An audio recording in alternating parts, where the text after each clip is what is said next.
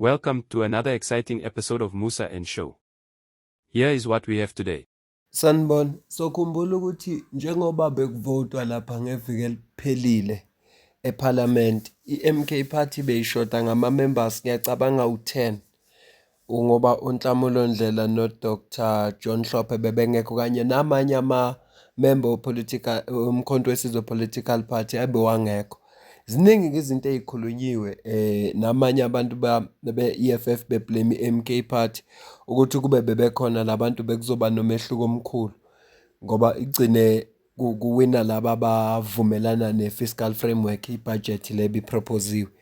So ngenhlahla uFloyd ubuziwe njengoba bekune media briefing mayelana nalelo daba ukuthi kwenziwe yini ukuthi angabikho ama-member omkhonto wesizwe party eParliament wayese esipha incazelo kule video ke manje sizokhipha leyo ncazelo. Kunenye ivideo futhi eyenziwe uThabiso bekule channel ekuthiwa i-politically incorrect. Sizocaphuna nje into ezimbalwa ayishilo khona siyamazi uThabiso ikhansela lele MK Party ngapha eNorth West.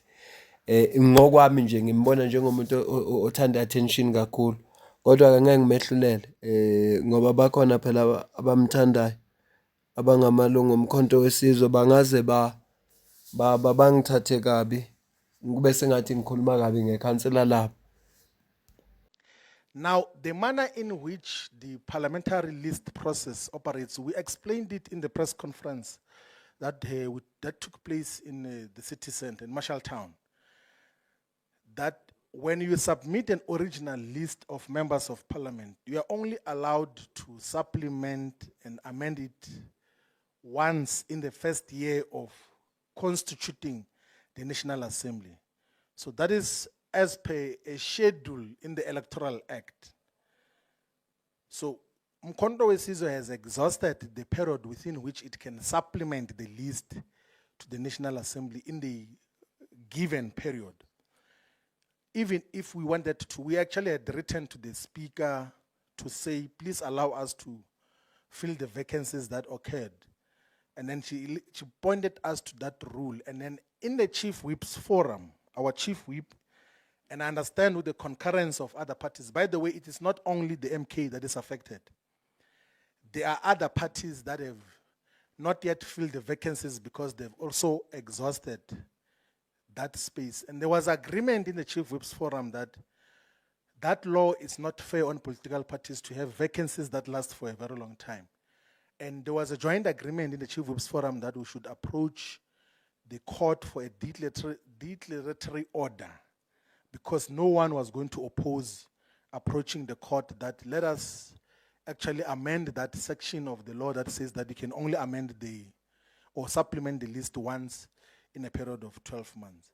So as the rules stands and as the Constitution and the Electoral Act stands, we can only supplement the list after the 29th of May, because the elections took place on the 29th of May 2024. And then we will be able to constitute and then fill the 8 vacancies that exist in the National Assembly. We already have submitted the names of the comrades and we have informed them, those who are going to supplement the list of Mkhonto Wesizwe in the National Assembly. So there was no negligence on our part as Mkhonto Wesizwe as it came to voting on the VAT dynamic fiscal framework and proposal.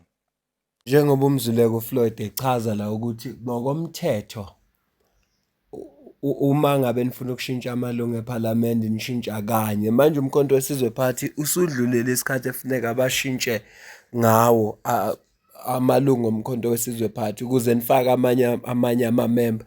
Siyazi umkhonto wesizwe party ukuthi mawufonywa bekukhona abanye abantu abaseParliament kodwa ukuhamba kwesikhathi bakhishwa labo bantu kwafakwa abanye. Manje laba basakhona ukungena ngoba isikhathi osukunikezwe sona noma ikhathi onikezwe zona ukuthi ungakwazi ukushintsha uphinde ufake abanye abantu eParliament sesidlulile.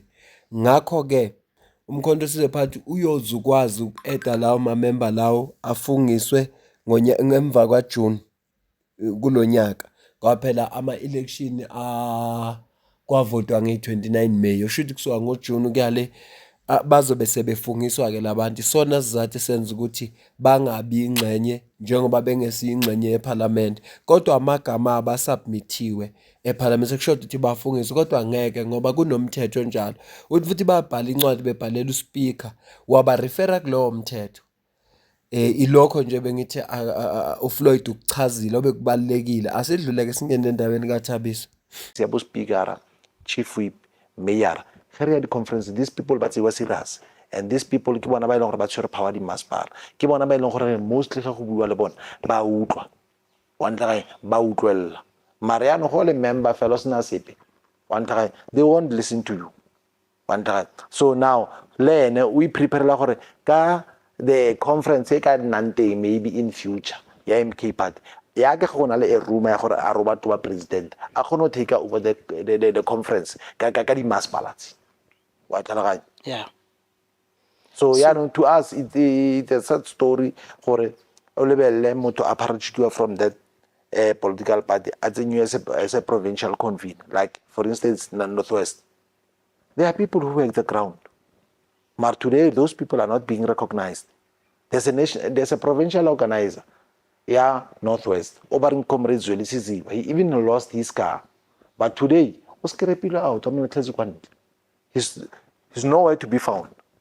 Okuvezwa uThabiso la ukuthi kukhona abantu abasebenze nomkhonto wesizwe on the ground, kodwa kwafika kwathathwa abantu abasuka abanye ama-political parties bafakwa ey'khundleni. Kukhona ukukhuluma njengalo wakhuluma ngathi wazolahlekelwa imoto esebenzela wona umkhonto wesizwe party, kodwa manje bamlahlela eceleni kwafakwa abanye abantu. Into engihlekisayo nje kuso sonke lesimo, umkhonto wesizwe party njengephathi entsha efonywe ngo-2023, bonke abantu abakhona including naye uThabiso uphuma kwamanye ama-political party, oshuthi naye njengoba eyikhansela nje ungene ngo-wrong phela ngoba uphuma kwenye i-political party wafike naye waba yikhansela.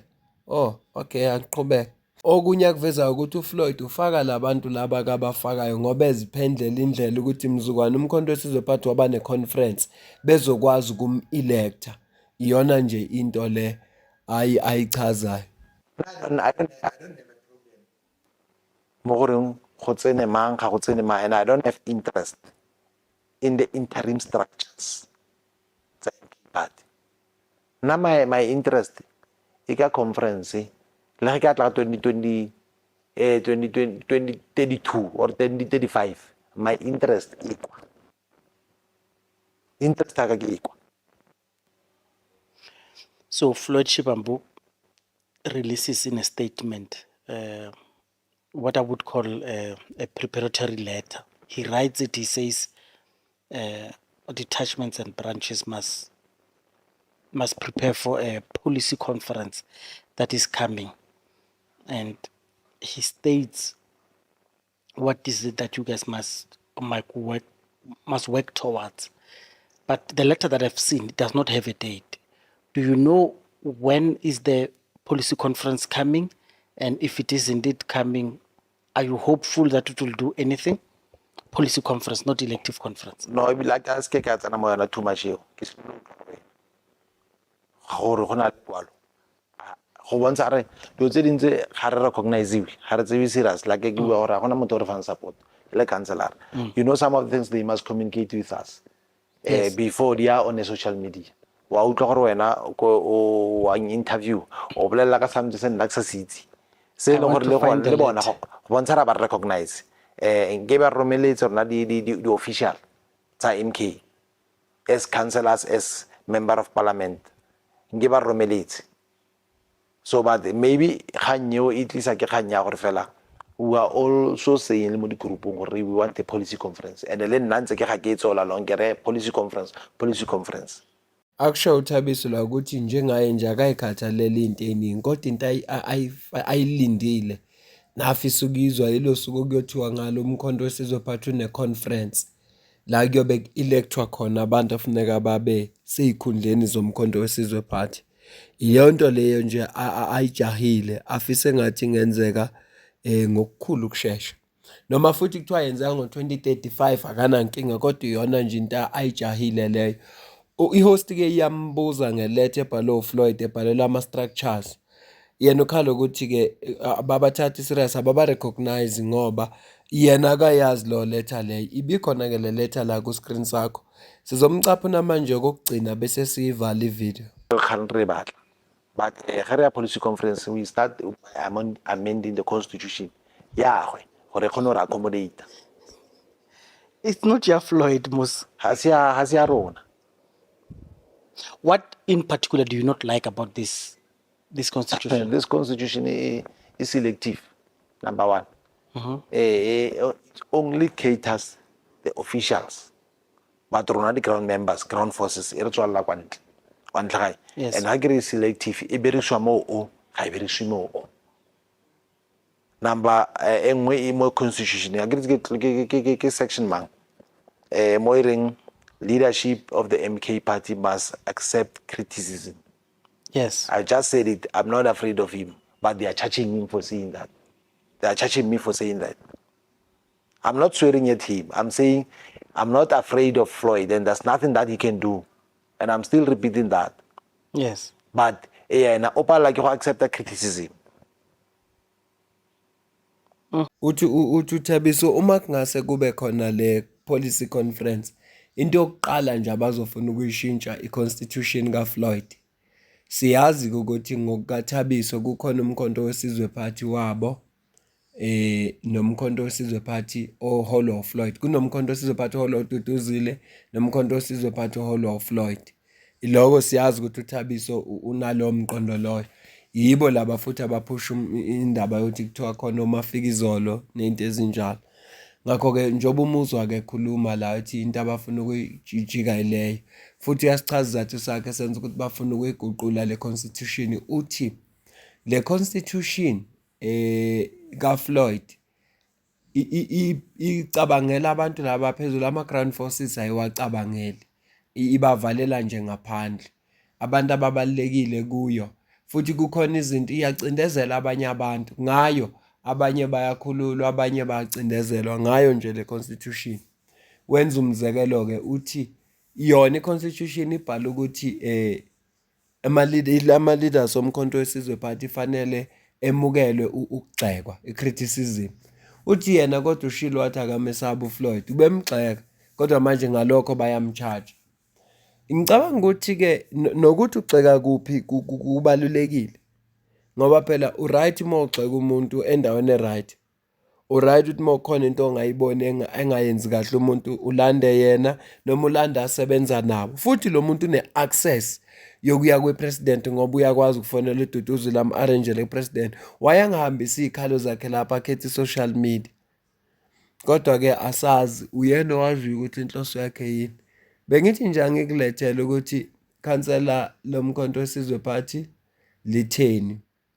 Sibonge nakubhuti we-politically incorrect i-channel ngokuthi abe ne-podcast le abe nayo la axoxa khona noThabiso saze sathola ke lezi ndaba. Mina nawe sidibane kwivideo elandelayo. Ngiyabonga.